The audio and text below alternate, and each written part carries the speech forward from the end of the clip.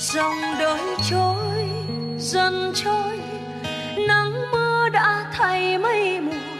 Nhìn bàn tay già nua, ước mơ khi nào cho vừa.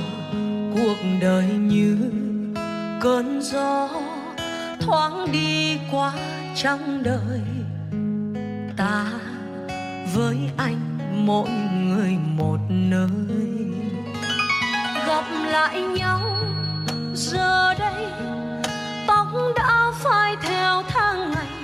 Ngoài trời mưa buồn than, khóc cho môi duyên bé bàng. Cuộc đời như con nước vẫn vương bao ưu phiền. Thôi cứ trôi theo dòng triền miên.